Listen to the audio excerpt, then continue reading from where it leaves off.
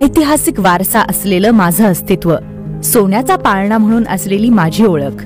पण हे अस्तित्व आणि ओळख कुठेतरी हरवत चाललंय. कारण आता माझ्या रस्त्यांची झालेली ही अवस्था, माझ्या लेकरांची थेंब थेंब पाण्यासाठी होणारी ओढाताण, बेरोजगारीने त्रस्त असलेल्या युवा पिढीचे दुःख मला आता बघवत नाही. मी असं का म्हणते? ओळखलत का मला? मी आहे जालना लोकसभा. होय, मी जालना लोकसभा बोलते.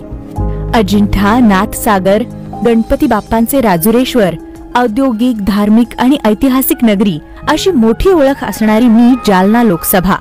पण आज काय सांगू माझी व्यथा. माझ्या रस्त्यांच्या झालेल्या अवस्थेमुळे माझी कित्येक लेकरं माझ्या डोळ्या देखत अपघातात जातात.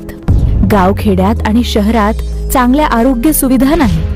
माझ्या लेकरांना घोटभर पाण्यासाठी वणवण फिरावं लागतंय. पाण्या वाचून माझी जालनाकर मागील कित्येक वर्षांपासून व्यथित आहेत. माझ्या लेकरांचं उच्च शिक्षणाचं स्वप्न मी पूर्ण करू शकत नाही.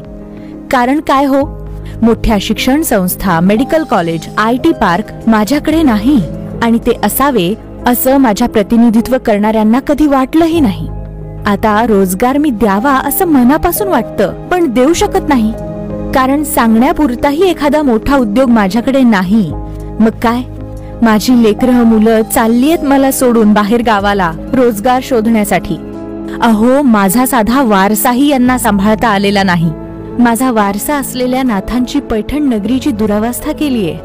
गोदाकाठी वारकऱ्यांसाठीही काहीच व्यवस्था नाही तर काय होणार. जय हरी विठ्ठल म्हणायला असलेलं ज्ञानेश्वर उद्यान, होय, काय अभिमान होता मला त्याचा. पण आज बकाल अवस्था करून ठेवली आहे त्याची. त्यांना लक्ष द्यायला सुद्धा वेळ नाहीये माझ्याकडे. आणि माझ्या नावाची प्रतिज्ञा घेतात म्हणे आणि मिरवतात. मग माझ्या सोयगावकरांची पाणी, रस्ता, विजेविना झालेल्या अवस्थेचं काय?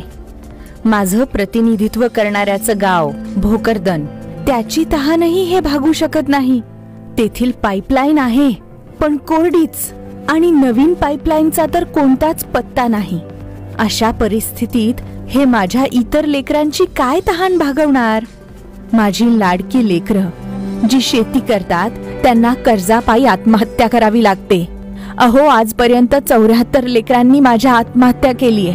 काय वाटत असेल मला, पण त्यांना त्याचा काहीच फरक पडत नाही.